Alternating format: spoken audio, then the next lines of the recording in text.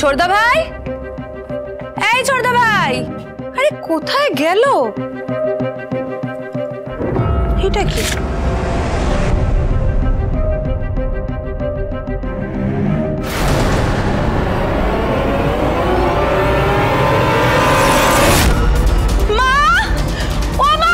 হলো কি? ডাকছিস কেন? সর্বনাশ হয়ে গেছে। ছোটদা ভাই, আমি চললাম মা। তোমাদের এই দুই বাড়ির দলাদলির মাঝে আমি আমার প্রেমকে কোনোভাবেই খুন করতে দেব না। জানি তোমাকে খুব কষ্ট দিয়ে গেলাম আমি, পারলে আমাকে ক্ষমা করো। আমি কাসাইকে বিয়ে করে ফিরে আসবো আবার। যদি আমাকে ঘরে তুলে নিতে হয় তাহলে আমাদের দুজনকে একসাথে তুলো, আর না হলে তোমার ছোট ছেলেকে ত্যায্য করে দিও। কাসাইকে আমি ছাড়তে পারবো না মা। চঞ্চল, চঞ্চল, দেখে যা বাবা, কি সর্বনাশ হয়ে গেছে। কি হয়েছে? কি এটা? কি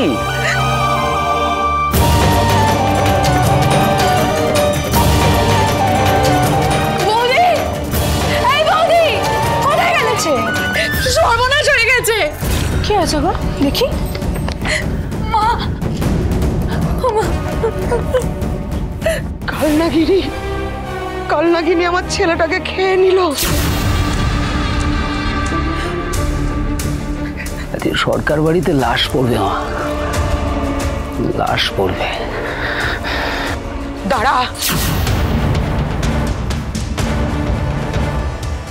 আজকে আমাকে আটকাতে এসো না মা, একদম আটকাতে এসো না। থাম, আমার কথাটাকে শোন।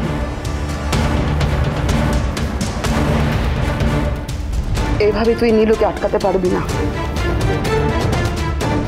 ও এখন আমাদের হাতের বাইরে। ওকে যদি কেউ ঘরে ফিরিয়ে আনতে পারে সেটা একমাত্র আমি, আর সেই পথ আমার জানা আছে।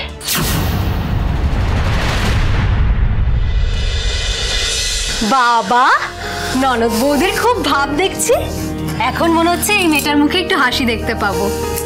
কই আর, তখন থেকে আমি গল্প করেই যাচ্ছি, আমার দিদির মুখে কিছুতেই হাসি ফোটে নাই। কি বলছে জানো আমায়? খালি বলে যাচ্ছে ওই গুন্ডাটা নিশ্চয়ই এতক্ষণে পাড়ায় ঢিঢি ফেলে দিয়েছে, সবাইকে বলে দিয়েছে। আর আমি কিছুতেই পাড়ায় মুখ দেখাতে পারবো না, কারোর সাথে গল্প করতে পারবো না, মিশতে পারবো না। আসলে আমার দিদিটা একটু মিশুকে, তো পাড়ায় বন্ধু বান্ধব আছে, সবার সাথে একটু মিশতে ভালোবাসে, গল্প করতে ভালোবাসে। আর ওই গুন্ডাটার জন্য আমার দিদিটাকে ঘরবন্দি হতে হয়েছে।